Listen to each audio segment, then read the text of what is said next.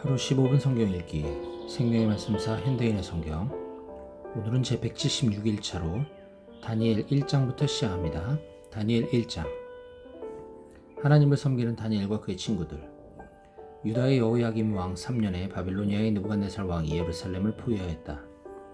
여호와께서 여호야김 왕을 그의 손에 넘겨주셨으므로 그가 유다 왕을 포로로 잡아가면서 성전의 일부 기구들을 가지고 돌아가 바빌론에 있는 자기 신전의 창고에 넣어두었다. 느부갓네살 왕은 궁중 대신 아나보나스에게 명령하여 이스라엘의 포로 가운데 왕족과 귀족 출신으로 신체적인 결함이 없고 잘생겼으며 지능지수가 높고 다방면의 지식을 가졌고 이해력이 빠르고 왕궁에서 섬길 자격이 있는 소년들을 데려오게 하여 그들에게 바빌로니아의 말과 학문을 가르치게 하였다. 왕은 또 자기가 먹는 제일 맛있는 음식과 포도주 가운데서 날마다 그들에게 일정한 양을 공급하였으며 3년 동안의 수련 과정이 끝나면 왕 앞에서 섬길 수 있도록 하였다. 그 뽑힌 소년들 가운데 다니엘과 하나냐와 미사엘과 아사랴가 있었는데 그들은 모두 유다 지파 사람들이었다. 궁중 대신은 그들의 이름을 바빌로니아식으로 다니엘은 벨드사살, 하나냐는 사드락, 미사엘은 메삭, 아사랴는 아벳느고로 각각 고쳤다. 다니엘은 왕의 음식과 포도주로 자신을 더럽히지 않겠다고 굳게 마음먹고 궁중 대신에게 자기를 도와달라고 간청하였다. 하나님은 다니엘에게 궁중 대신의 환심과 동정을 사게 하셨다. 그러나 궁중 대신은 왕을 두려워하여 다니엘에게 이렇게 말하였다. 왕이 너희 먹을 것과 마실 것을 지정하셨는데 만일 너희가 헬쑥하여 너희 얼굴이 다른 소년들보다 못하게 되면 왕이 나를 죽일지도 모른다. 그래서 다니엘은 궁중 대신이 자기와 자기 친구 하나냐와 미사엘과 아사랴를 감독하게 한 사람에게 가서 이렇게 말하였다.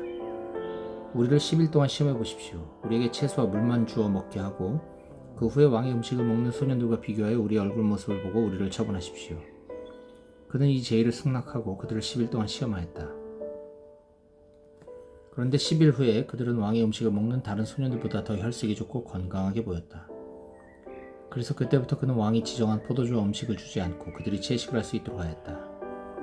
하나님은 이 네 소년들에게 학문과 그 밖의 모든 것을 통달할 수 있는 지혜와 지식을 주셨으며 특별히 다니엘에게는 꿈과 환상을 해석할 수 있는 능력도 주셨다. 왕이 정한 3년 동안의 수련 과정이 끝나자 궁중 대신은 그들을 느부갓네살 왕 앞으로 데리고 왔다.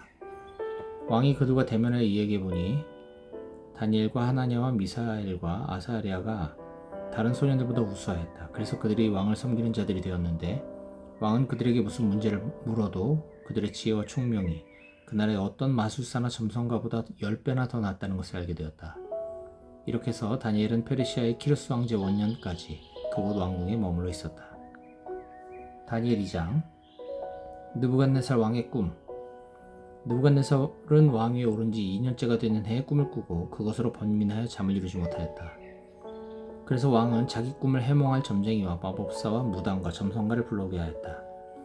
그들이 들어와서 왕 앞에 섰을 때 왕은 이상한 꿈을 꾸고 그 뜻을 알고자 번민하고 있다고 그들에게 말하였다.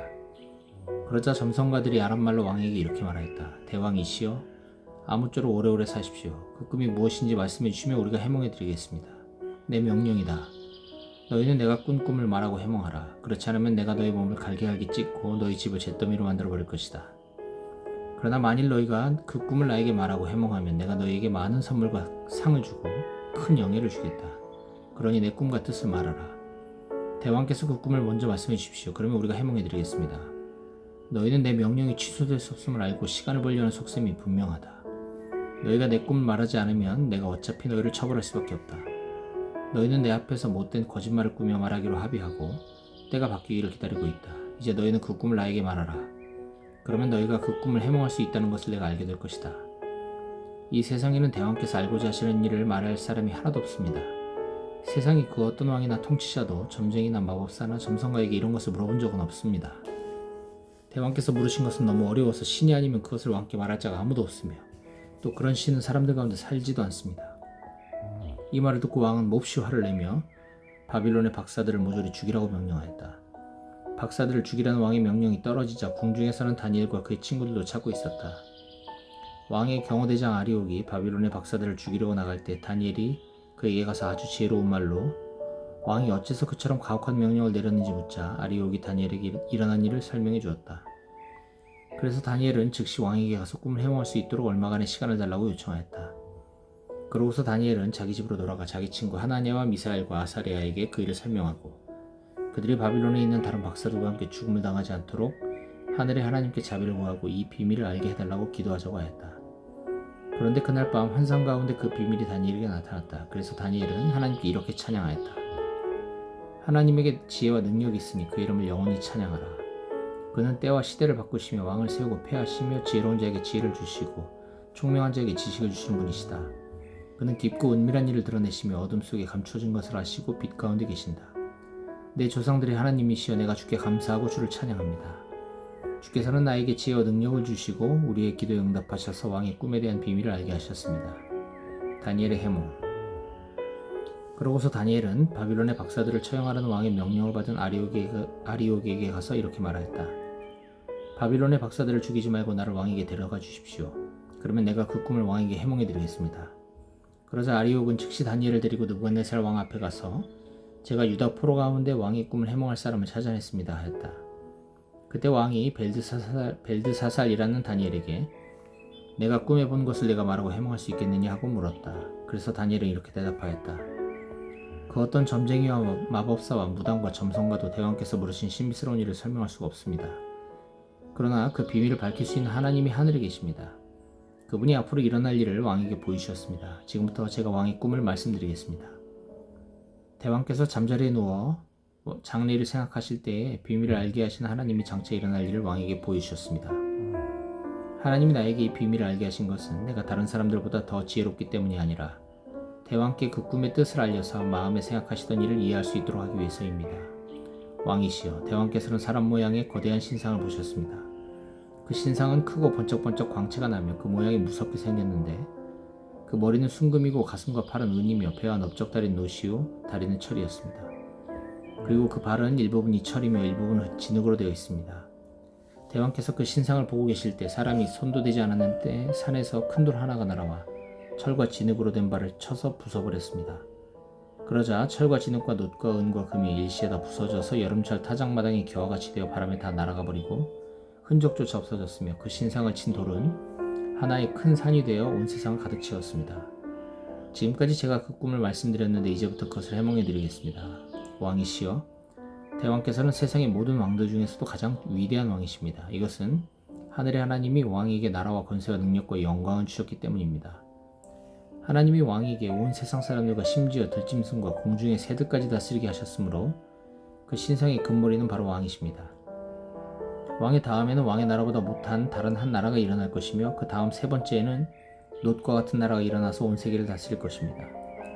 그리고 마지막으로 네 번째 일어날 나라는 철처럼 강력한 나라가 될 것입니다. 철이 다른 모든 물건을 부수고 박살내듯이 그 나라가 세상의 모든 나라를 쳐서 부숴버릴 것입니다.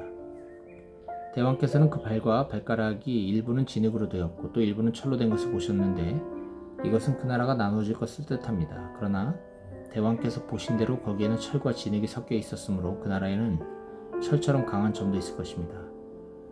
그 발가락이 일부는 철이요 일부는 진흙으로 되었다는 것은 그 나라의 일부는 강하고 일부는 약한 것을 뜻하며 또 이것은 사람들이 서로 다른 인종과 섞일 것이나 철이 진흙과 합해지지 않는 것처럼 그들이 하나로 결속되지 못할 것을 뜻합니다.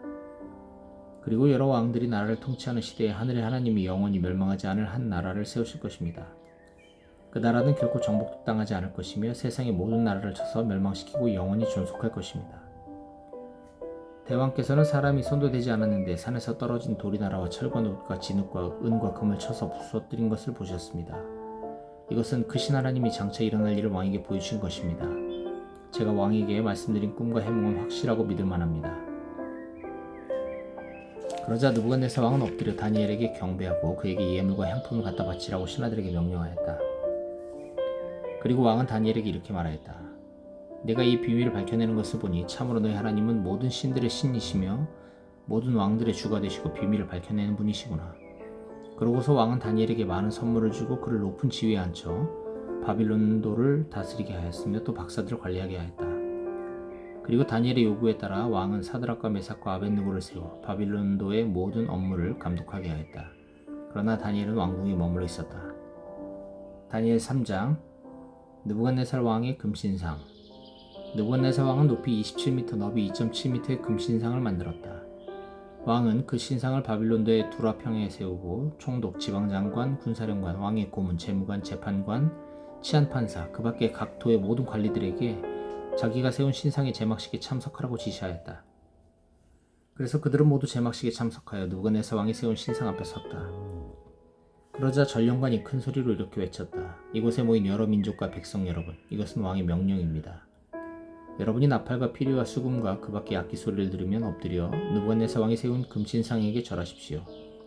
누구든지 엎드려 절하지 않는 사람은 즉시 뜨겁게 타는 용광로에 던져질 것입니다. 그래서 악기 소리가 울려 퍼지자 그들은 느부갓네살 왕이 세운 금신상 앞에 엎드려 절하였다. 왕의 명령을 거역한 다니엘의 세 친구. 이때 몇몇 바빌로니아 사람들이 유다 사람들을 고발하며 느부갓네살 왕에게 이렇게 말하였다. 대왕이시여 오래오래 사십시오. 대왕께서는 누구든지 나팔과 피리와 수금과 그 밖의 악기 소리를 들으면 엎드려 금신상에게 절하라고 명령하셨습니다. 그리고 누구든지 엎드려 절하지 않는 자는 뜨겁게 타는 용광로에 던져 넣을 것이라고 말씀하셨습니다. 그런데 왕이 세워 바빌론도의 업무를 감독하게 하신 유다 사람 사드락과 메삭과 아벳느고는 왕의 명령에 불순종하여 왕의 신들을 섬기지 않고 왕이 세우신 금신상에게 절하지 않았습니다. 그 말을 들은 느부갓네살은 노발대발하며 그 세 사람을 당장 끌어오라고 명령하였다. 그래서 그들을 끌어오자 왕이 그들에게 이렇게 말하였다. 사드락과 메삭과 아벳느고야, 너희가 내 신들을 섬기지 않고 내가 세운 금신상에게 절하지 않는다는 말이 사실이냐? 그렇다면 이제라도 너희가 나팔과 피리와 수금과 그 밖의 악기 소리를 듣거든 내가 만든 신상 앞에 엎드려 절하라. 만일 이번에도 너희가 절하지 않는다면 너희를 뜨겁게 타는 용광로에 던져 넣을 것이다. 그렇게 되면 그 어떤 신이 너희를 내 손에서 구해내겠느냐? 그러자 사드락과 메삭과 아벳느고가 왕에게 이렇게 대답하였다. 느부갓네살 왕이시여, 우리는 이 문제에 대해서 우리 입장을 변호할 필요를 느끼지 않습니다. 만일 우리가 뜨겁게 타는 용광로 속에 던져진다고 해도 우리가 섬기는 하나님은 우리를 그 용광로에서 구해내실 수 있습니다. 그리고 그분은 반드시 우리를 왕의 손에서 건져내실 것입니다. 비록 하나님이 우리를 구해내지 않으실지라도 우리는 왕의 신들을 섬기지 않을 것이며 또 왕이 세우신 금신상에게 절하지도 않을 것이니 왕이시여 그런 줄 아십시오. 불 속에서 구원받은 다니엘의 세 친구. 그러자 느부갓네살 왕은 잔뜩 화가 났으며 사드락과 메삭과 아벳느고를 대하는 그의 얼굴 표정도 달라졌다. 그는 평소 때보다 용광로의 불을 7배나 더 뜨겁게 하라고 지시하고 또 건장한 군인 몇 사람에게 사드락과 메삭과 아벳느고를 단단히 묶어 뜨겁게 타는 용광로 속에 던져 넣으라고 명령하였다. 그래서 그들은 이 세 사람을 정장한 그대로 묶어서 뜨겁게 타는 용광로 속에 던져 넣었다. 왕의 명령이 엄하고 용광로의 불길은 너무 뜨겁기 때문에 사드락과 메삭과 아벳느고를 붙든 사람들이 그 불길에 타서 죽었다. 그리고 이 세 사람은 꽁꽁 묶인 채 뜨겁게 타는 용광로 속에 떨어졌다. 그런데 바로 그때 느부갓네살 왕은 깜짝 놀라 일어서면서 자기 보좌관들에게 물었다. 우리가 묶어서 불에 던진 자는 3명이 아니었느냐? 그렇습니다, 폐하. 그런데 어째서 4사람이 불 가운데 걸어다니고 있느냐? 저 사람들은 묶여있지도 않고 상한 흔적도 없으며 더구나 세 번째 사람은 그 모습이 신들의 아들과 같구나. 그러고서 느부갓네살 왕은 무섭게 타오르는 용광로 앞으로 다가가서 가장 높으신 하나님의 종 사드락과 메삭과 아벳느고야, 이리로 나오너라 하고 외쳤다. 그러자 그들이 불 가운데서 걸어 나왔다. 그래서 총독들과 지방장관들과 군사령관들과 왕의 고문들이 모여 이 세 사람을 보니 화상을 입지도 않았고 머리털도 그슬리지 않았으며 그들의 옷도 상하지 않았고 불탄 냄새도 없었다. 그때 느부갓네살 왕이 말하였다. 사드락과 메삭과 아벳느고의 하나님을 찬양하라. 그가 그의 천사를 보내 자기를 신뢰하는 종들을 구원하셨다. 그들은 자기들의 하나님 외에 다른 신에게 경배하지 않으려고 왕의 명령을 거역하고 기꺼이 자기들의 목숨까지 내놓았다. 그러므로 이제 내가 명령한다. 어떤 민족이나 백성을 막론하고 사드락과 메삭과 아벳느고의 하나님에 대하여 좋지 않게 말하는 자는 누구든지 그 몸을 갈기갈기 찢고 그의 집을 잿더미로 만들어버려라. 이런 방법으로 사람을 구할 수 있는 신은 천하에 없다. 그리고 왕은 바빌론도에서 사드락과 메삭과 아벳느고에게 보다 높은 직책을 주었다.